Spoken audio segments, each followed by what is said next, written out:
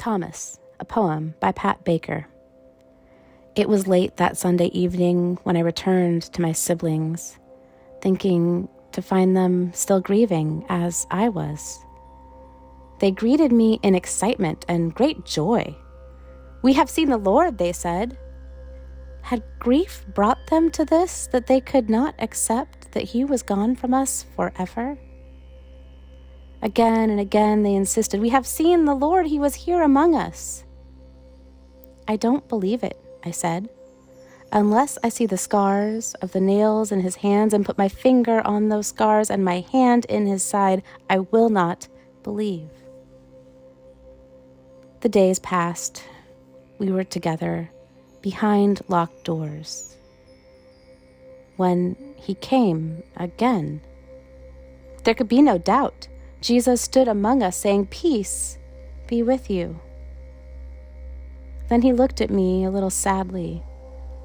"Put your finger here," he said, "and look at my hands, and stretch out your hand and put it in my side.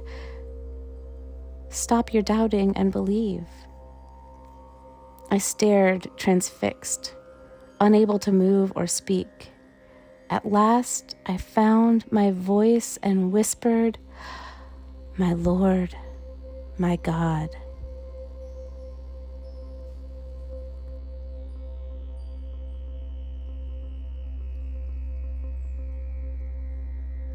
We often call Thomas Doubting Thomas, and we often judge him for lagging behind the faith of his siblings. I often hear in Jesus' words at the end of this passage like a cutting, sarcastic tone.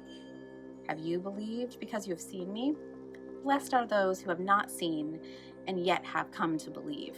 Like those of us who need to see something to believe, like we're less somehow.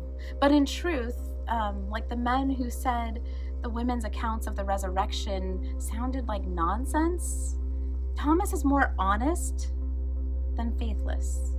Someone he loved deeply died a brutal and public death, such a death that Thomas and his friends are hiding right now behind locked doors for fear that this brutal and public death is contagious and empire will turn its ire toward them.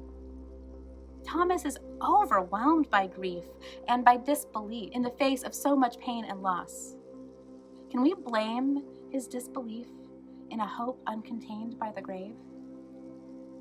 I see in Jesus' response to Thomas a tender welcome of all the pain and grief and disbelief his beloved sibling had. I see Jesus beginning with peace and continuing with "Come and see, come close and know, come near and find renewed belief." God is tender with our disbelief. God is tender with our doubts. God is tender with our worries. God is tender with our honest hearts, who maybe recently have had so much grief that our belief is bruised. And as with any wound, Christ draws near witut judgment, and in fact with a staunch refusal to judge. And Christ says, "Peace." Christ comes so near, so tangibly near, to heal a heart so bruised by grief that belief is just out of reach. And then this week I listened to Abdul Rahman Malik, associate research scholar and lecturer in Islamic studies at Yale Divinity School. He responded to today's text, and he said that it reminded him of an Islamic text. As the prophet is dying, according to Malik, he asks where his siblings are, and all of those around him think that he is delirious. "We're right here," they said. And in time, they realize that he is not delirious, and he says something to the effect of, "You are my companions. After you will come my siblings who do not see me, but follow me." Malik said the prophet was not minimizing the love and devotion of those around him, but uplifting those who will follow, only having heard the message and not seen the prophet.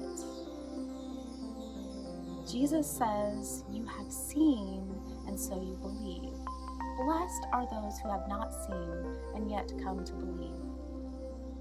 Malik wondered, what if there's like this extra blessedness for those who have not seen evidence of the story, but who find the story and the vision of love and justice that Christ lived so compelling that they suspend disbelief in order to pursue that miraculous peace that Christ breathes over his followers in person that day and over all of us through Spirit this day.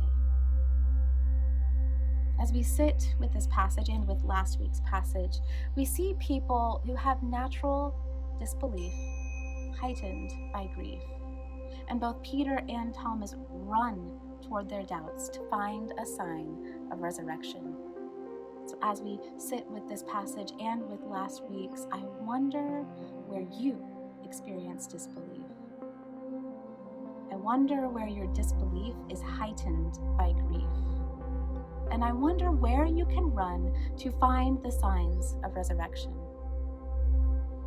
As we sit with this passage and with the Christ who breathes peace over fear and doubt, and with the Christ who comes vulnerably close to show his wounds and the life that is possible even after such wounding, I wonder where you need the peaceful breath of Christ.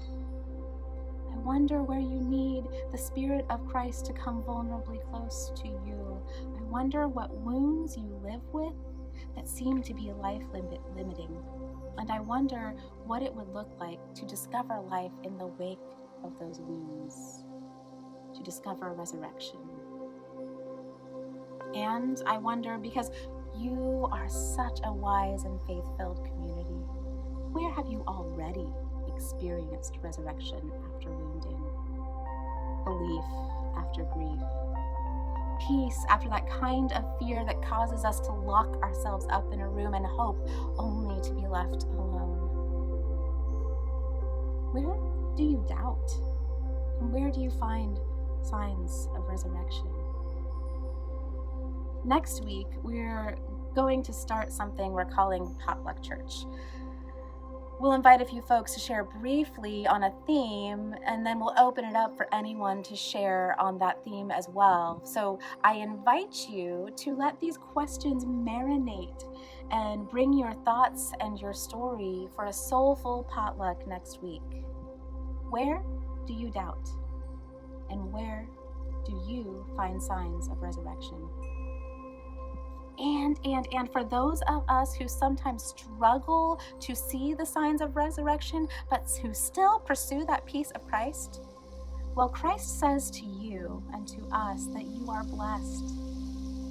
When you have no concrete reason to believe the message of God's love and justice and welcome and healing, but it is so provoking that you suspend your disbelief and join the movement for wholeness in a fragmented world, Christ himself says to you, you are blessed. And Christ himself speaks over all of us. Peace. You are blessed. Peace be with you. Amen.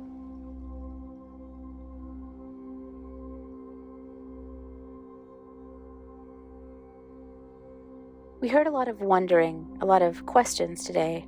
Right now, I'd like to invite you to make yourself comfortable and take 3 very deep breaths.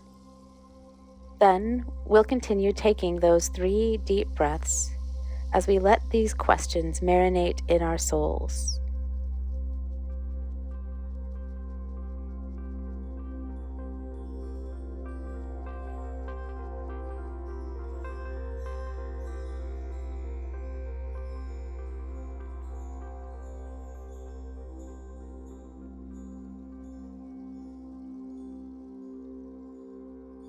As we sit with this passage and last week's passage, we see people who have natural disbelief heightened by grief. And both Peter and Thomas run toward their doubts to find signs of resurrection. As we sit with this passage and last week's, I wonder where you experience disbelief.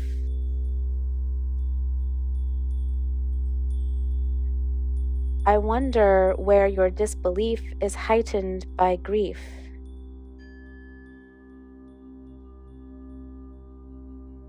And I wonder where you can run to find the signs of resurrection.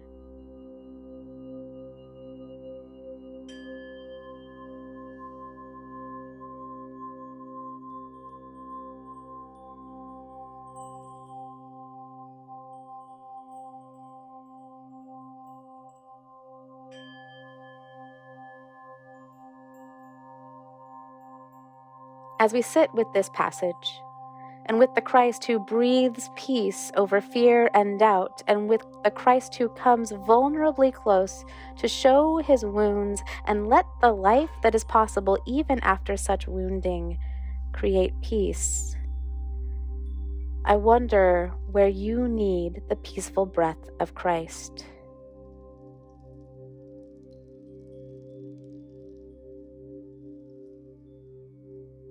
I wonder where you need the Spirit of Christ to come vulnerably close to you.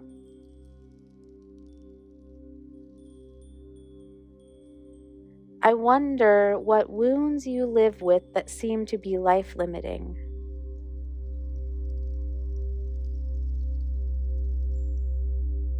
I wonder what it would look like to discover life in the wake of those wounds.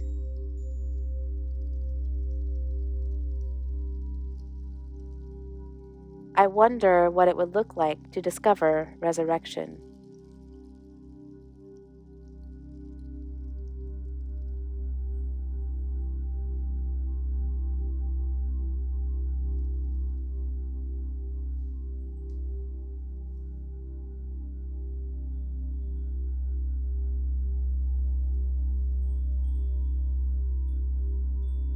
And I wonder, because you are such a wise and faith-filled community, where you have already experienced resurrection after wounding.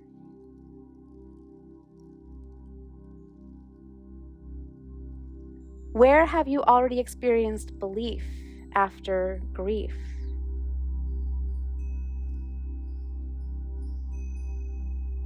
Where have you already experienced peace after the kind of fear that causes us to lock ourselves up in a room and hope only to be left alone?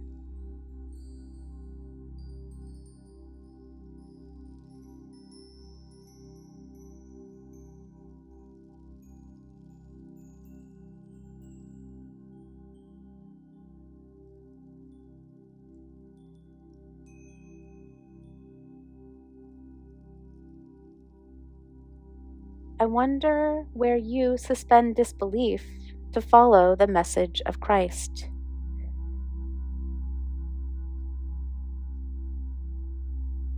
I wonder what about that message of Christ so captures your imagination that you are willing and ready to suspend disbelief or to do the work despite disbelief.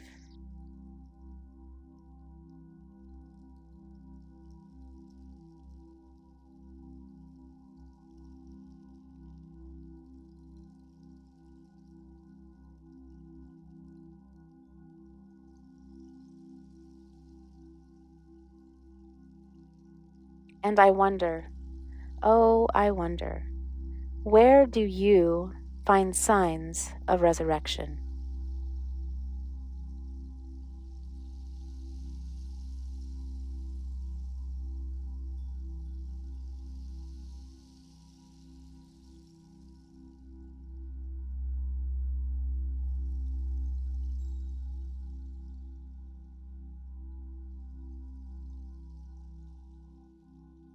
I wonder, and I look forward to sharing our wondering together next week.